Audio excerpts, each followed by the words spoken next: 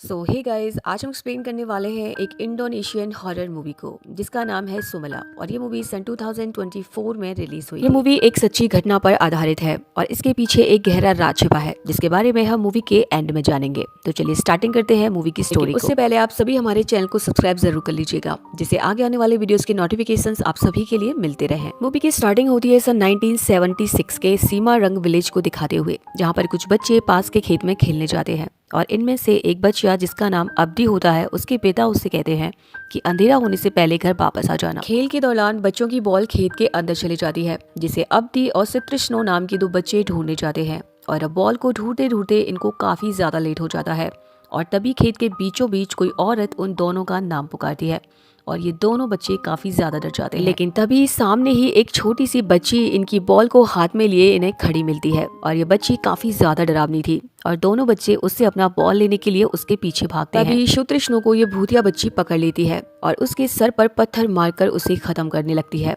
वहीं पर अब्दी कैसे भी अपनी जान बचाकर अपने घर वहां से भाग जाता है और अब गांव में सारे लोग सुतृष्णु को ढूंढने लगते हैं और अब सभी को सुतृष्णु का मृत शरीर एक नदी में पड़ा हुआ मिलता है। और अब अगले दिन सुतृष्णु के पिता अब्दी पे उसकी मौत का आरोप लगाते हैं, लेकिन हमें यहाँ पर पता है कि ये सब कुछ उस भूतिया बच्ची ने करा है। तभी उन्हीं में से एक प्रीस्ट टाइप का व्यक्ति मिस्टर शब्दो आगे आकर अब्दी की बातों पे भरोसा करता है और कहता है कि ये सुमला का काम है। वो प्रीस्ट कहता है कि अब वो आजाद हो गई है और वो सारे गाँव वालों को 29 साल पहले घटी एक कहानी सुनाने लगते हैं। और अब हमारी कहानी जाती है 1947 में, जहाँ पर हम दो पार्टीज को देख पाते हैं जो कि जमीन जायदाद के बारे में बात कर रहे होते हैं, जहाँ पर एक ओर सोहित जिमन होता है और दूसरी ओर उसके अंकल होते हैं, क्योंकि जिमन की सारी प्रॉपर्टी को अपना नाम करवाना चाहते थे क्योंकि जिमन की शादी को काफी टाइम हो गया था लेकिन उसके कोई भी संतान नहीं थी। अभी हम जिमन की वाइफ सुलाई स्त्री को देख पाते हैं जिस पर भी उसके अंकल की बुरी नजर थी, जिससे सिमन काफी ज्यादा गुस्सा हो जाता है। और अगले सीन में हम जिमन को देखते हैं जो अपनी पत्नी पर रौब झाड़ते हुए कहता है कि उसे 1 साल के अंदर वारिस चाहिए, नहीं तो सुलाई स्त्री के साथ अच्छा नहीं होगा। सुलाई स्त्री अपने पति के इस व्यवहार को देखकर बहुत ज्यादा दुखी हो जाती है, लेकिन वो अपने पति से बिछड़ना या किसी भी तरह विवाद करना नहीं चाहती थी और इसीलिए वो बच्चे को लाने के लिए कुछ भी कर सकती थी। तभी सुलाई स्त्री को उसके एक सर्वेंट से पता चलता है एक ग्रैंड मदर के बारे में जो कि औरतों का ट्रीटमेंट करके उन्हें प्रेग्नेंट किया करती थी और सुलाई स्त्री उन्हीं के पास जाने का ठान लेती है। और अगले सीन में देखते हैं हम सुलाई स्त्री ग्रैंड मदर के पास जाने के लिए निकल जाती है और वो नदी को पार करके ग्रैंड मदर तुकना के पास पहुंच जाती है और तुकना उसे पहले ही कह देती है कि मेरा विचक्राफ्ट थोड़ा अलग सा है क्योंकि मैं शैतान की पुजारी हूँ और अगर तुम्हें शैतान के साथ एसोसिएट होने में कोई दिक्कत नहीं है तो तैयार हो जाओ, तभी मैं तुम्हारा ट्रीटमेंट कर सकती हूँ। और अब सुलाई स्त्री बहुत ज्यादा डिस्पेंस में थी और वो तुरंत ही सारी प्रक्रिया के लिए मान जाती है। वो ग्रैंड लेडी उससे कहती है कि तेरे 2 संतानें होंगी जो कि जुड़वा होंगी, एक बच्ची तो बहुत अच्छी होगी, सुंदर होगी और उसका स्वभाव भी काफी ज्यादा अच्छा होगा, वहीं दूसरी बच्ची बहुत ही ज्यादा बदसूरत और शैतान होगी। मतलब कि जो दूसरा बच्चा होगा वो शैतान का रूप होगा और इन्हें दोनों बच्चों का ख्याल रखना होगा। अगर ये कपल अच्छे से बच्चियों का ख्याल नहीं रख पाए तो इन्हें हमेशा ही प्रॉब्लम आती रहेंगी और तुम्हारी हालत बद से बदतर हो जाएगी। पहले तो सुलाई स्त्री इन सारी चीजों से डर जाती है, लेकिन बाद में कुछ सोचने के बाद वो मान जाती है और उस स्त्री का तंत्र मंत्र वाला लिक्विड पी जाती है। और लिक्विड को पीते ही सुलाई स्त्री का जो शरीर है वो काबू से बाहर हो जाता है। मतलब उसका शरीर अजीब तरीके से रिएक्ट कर रहा था और उसके शरीर पर अजीब तरीके के क्रैक्स भी बन जाते हैं। लेकिन कुछ टाइम के बाद ये सारी चीजें एकदम से थम जाती हैं। तभी वो मदर बताती है कि 2 महीने के बाद तुम बच्चों को कंसीव करने वाली हो। यहाँ पर हम कह सकते हैं कि सुलाई स्त्री का जो शरीर था वो शैतान के साथ यूनाइट हो गया था और वो डेविल के बच्चों की माँ बनने वाली थी। खैर अब समय 2 महीने बाद का आता है जहाँ पर सुलाई स्त्री को पता चलता है कि वो वाकई में प्रेग्नेंट है और कपल इनके बच्चों का नाम कोमाला और सुमला रखने का डिसाइड करते हैं। सो गाइस, यहाँ पर एक बात और मैं आप सभी के लिए बता देना चाहती हूँ। सोहित जीमन को ये बात पता थी कि सुलाई स्त्री किसी तुक्कना के पास गई थी ब्लेसिंग्स लेने के लिए, लेकिन उसको ये शैतान वाली बात नहीं पता थी। खैर ये दोनों कपल अपने आने वाले बच्चों को लेके बहुत ज्यादा एक्साइटेड होते हैं और खुश भी होते हैं और धीरे धीरे करके डिलीवरी का टाइम भी आ जाता है। लेबर में रहते हुए सुलाई स्त्री अपने सामने शैतान को देख पाती है। तभी उसका पहला बच्चा जन्म लेता है और पहला बच्चा जन्मा तो था लेकिन वो जीवित नहीं होता है। तभी उसका दूसरा बच्चा पैदा होता है और वो बच्चा जीवित तो होता है लेकिन काइंड ऑफ डिफॉर्म होता है। और इसके बाद हम जीमन को देखते हैं। जीमन इतना ज्यादा क्रूर इंसान होता है कि वो अपने ही नवजात शिशु को समाप्त कर देता है और दूसरे बच्चे के समाप्त होते ही उसका जो पहला बच्चा था वो जीवित होकर रोने लगता है। और अब ये देखकर सुलाई स्त्री शॉक हो जाती है, लेकिन वो अपने पति के खिलाफ कुछ भी नहीं बोल पाती। और अब दिन बीतते जाते हैं और कुमला 3 साल की हो जाती है, लेकिन तभी हम देखते हैं कि वो अपने पैरों से क्रिपल्ड है, जो कि अच्छे से चल नहीं पाती। इनफैक्ट वो ठीक से बोल भी नहीं सकती थी और लोग उसकी डिफॉर्मिंग को लेके तरह तरह की बातें बनाते थे और हमें समझ आता है कि बचपन में जीमन भी एक पैर से क्रिपल्ड था, लेकिन वक्त के साथ साथ वो हील हो गया था। और हम देखते हैं कुमला जैसे जैसे बड़ी हो रही थी उसकी हरकतें नॉर्मल नहीं थी। एज वो अपनी माँ पे चिल्लाती है, तभी जीमन उसकी इन आदतों से तंग आकर उसे अक्सर पैनिक किया करता था। जैसे अगर वो चिल्लाती और हाथ पैर मारती तो उसके फादर उसे रस्सी से बांध देते थे और रात भर बाढ़ में छोड़ देते थे। एक दिन जब कुमला 7 साल की हो गई थी तो वो खुद ब खुद बाढ़ से भागकर मार्केट एरिया में पहुंच गई, जहाँ पर कुछ लड़कों ने मिलकर उसे बहुत ही बुरी तरीके से बुली किया। कुमला कुछ कह तो नहीं पाती, लेकिन मन ही मन में घुटने लगती है। इतना सब कुछ होने के बाद भी कुमला के फादर का जो उसके लिए बिहेव था वो बहुत ही ज्यादा गंदा था। वो हर रोज उसे पनिश किया करते थे, कभी भी उसके साथ कोई भी सहानुभूति वो नहीं जताते थे। बस एकमात्र आंट सुम ही थी जो कमला का दर्द समझती थी और उसका अच्छे से ख्याल रखती थी। और अब इसी तरीके से कुमला 8 साल की होने वाली थी और अब रात के 12 बजे हुए थे।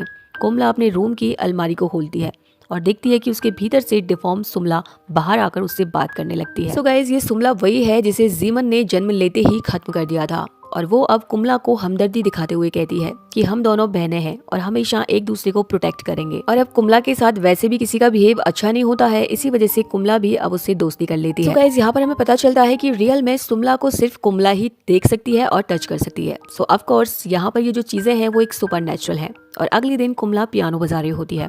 उसके पिता परेशान हो जाते हैं और गुस्से में उसे थप्पड़ लगा देते हैं। लेकिन जैसा कि हम जानते हैं कि अब कुमला के अंदर सुमला भी रहती है, तो वो सीधे अपने डैड के स्टडी रूम में जाती है और वहां से एक पिन लेकर जीमन के पैर में बुरी तरीके से अटैक कर देती है। इनफैक्ट जब वो ऐसा करती है तब उसके टेढ़े हाथ पैर अपने आप नॉर्मल हो जाते हैं। इसका सीधा मतलब ये था कि अब कुमला के अंदर सुमला की आत्मा है और इन सारी चीजों से उसके पिता उससे और भी ज्यादा नाराज हो जाते हैं। इसीलिए वो अगले दिन कुमला के हाथ पैर बांध कर उसे खेत में स्केयर क्रो बना देते हैं। यहाँ सबसे अजीब बात ये थी कि कुमला की जो माँ थी वो हमेशा ही अपने हस्बैंड की ही साइड लेती थी। खैर, हम देखते हैं ऐसे ही कई दिन बीत जाते हैं और एक रोज डिनर करते वक्त कुमला वापस से पजेस हो जाती है और वो अपने माता पिता के सामने टेबल पर ही गलत हरकत कर देती है। इनफैक्ट वो अपने पिता के सबसे ज्यादा खास सर्वेंट पर भी हमला कर देती है। और उसी दौरान मिरर में स्लाइस 3 को शैतान सुमला दिखाई देती है और वो समझ जाती है कि ये सारी शैतानी सुमला कर रही है। मतलब भले ही हम कुमला को ये सब कुछ करते देख रहे हैं, लेकिन एक्चुअली में सुमला उसकी बॉडी को कंट्रोल कर रही है। और इसके बाद वो वहां से भाग जाती है और एक गोट को कच्चा खाने लगती है। अगले दिन आंट सुम कुमला से पूछती है कि तुम इतनी शरारत क्यों करती हो, जिस पर वो कहती है कि ये सब वो नहीं बल्कि सुमला करती है।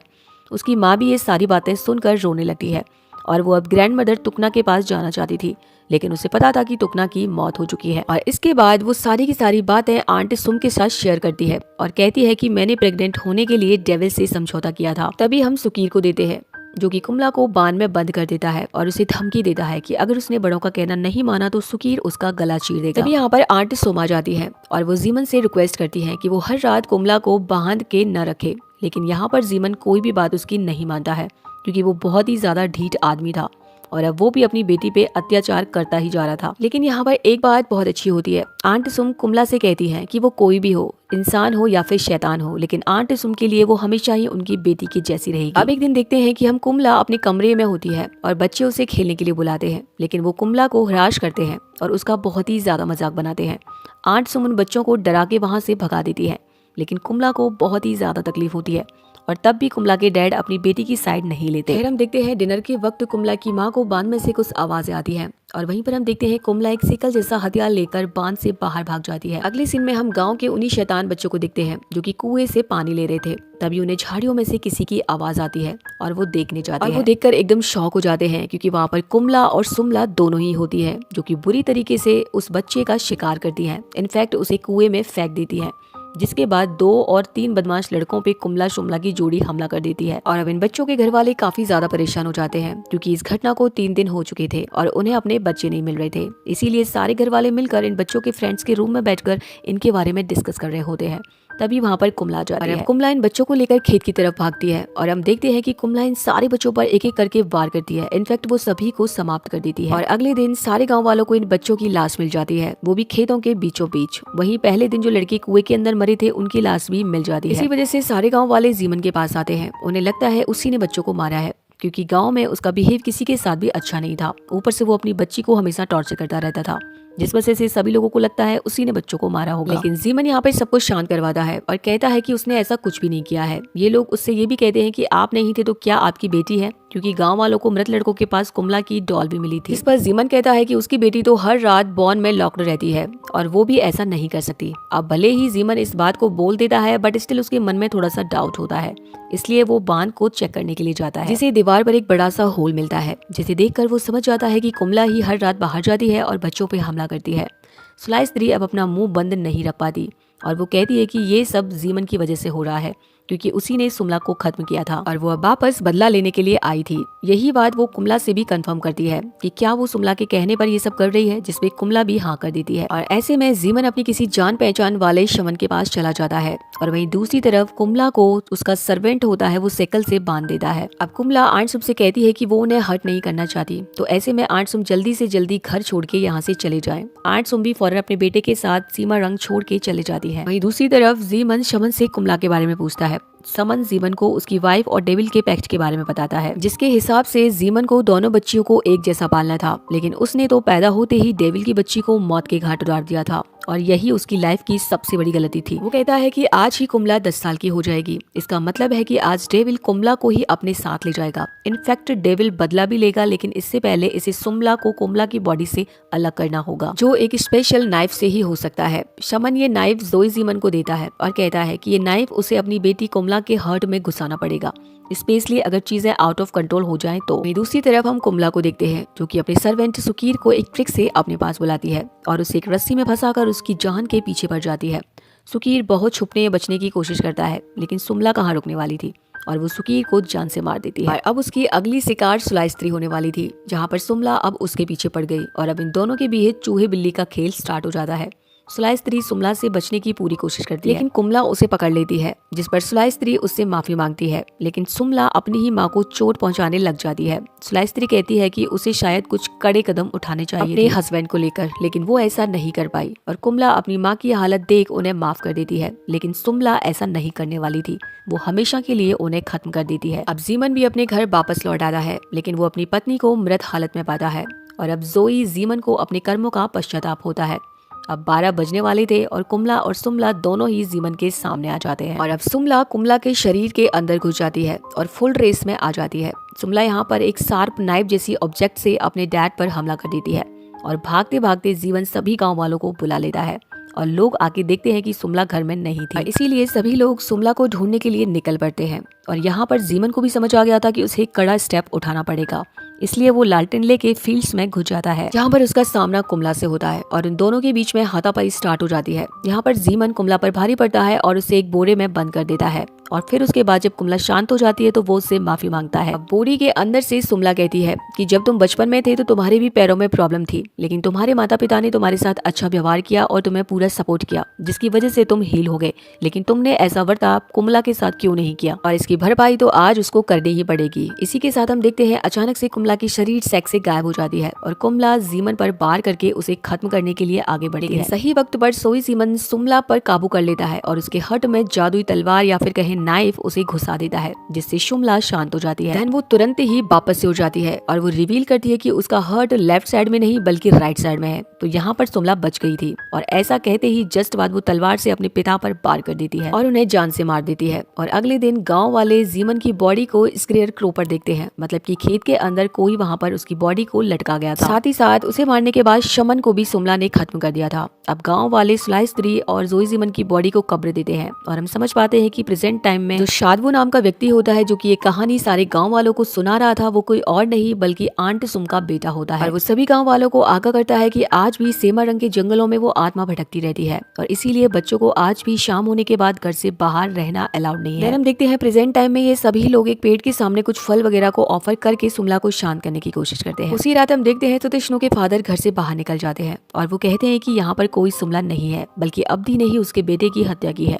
लेकिन तभी वो खुद अपनी आंखों के सामने सुमला के घोस्ट को एक लड़के को खाते हुआ देखते हैं। और इसी के साथ ये मूवी यहीं पर खत्म हो जाती है। सो गाइज, ये एक इंडोनेशियन हॉरर मूवी है जिसका नाम सुमला है और ये एक सच्ची घटना पर आधारित मूवी है।